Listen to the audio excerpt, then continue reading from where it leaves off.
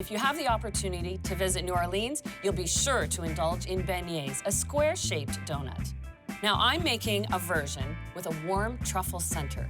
And to start that, I have the raspberry jelly donut dough that I made earlier. Now, the key this time is to roll it thinner than I rolled the jelly donuts, because I'm actually going to put a filling in and layer 2 parts of the dough on top of each other.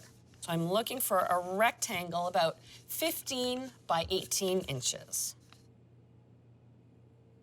Now that I have the rectangle, what I want to do is fold it in half, just so I can make a little mark at the halfway mark here, and then slice this in half lengthwise. And now it's time to add the truffle filling. What's different about this recipe compared to the raspberry jelly donuts is you have to put the filling in before you cook the donuts. The truffle center for each beignet is made from Ganache Glaze. This is the exact same ganache that I use to top the Boston cream pie. It's been chilled fully, so now it's set firm.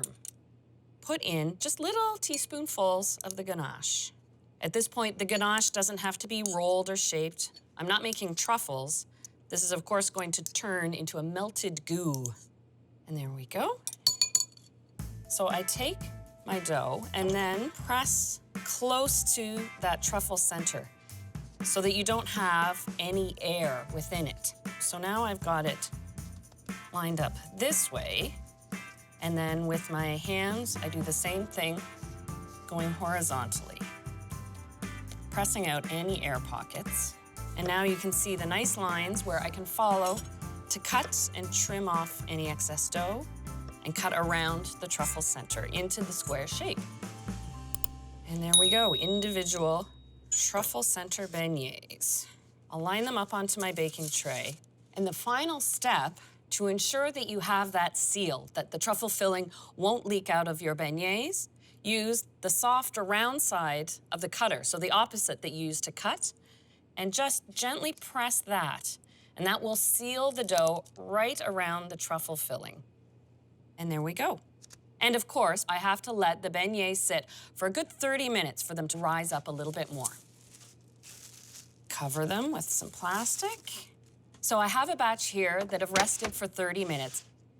And now it's time to fry the beignet. A tool that's handy when you're frying stovetop is to use a thermometer. You want to have a thermometer that can sit in the oil, and that way you can ensure you maintain that 350 temperature that is ideal for frying any type of donut. So we'll still follow the safe guidelines for frying. I've got my oil a third the way up, and I'll just gently drop in the beignet, one at a time. I love to see them rise to the surface as they start frying. And the beignets, because of their petite size, take about 3 minutes on each side until they're nice, even golden brown. All right, I'll just give them a gentle turn and let them go for another 3 minutes. All right, these are ready to come up. See how they've puffed up, but they still retain that square shape.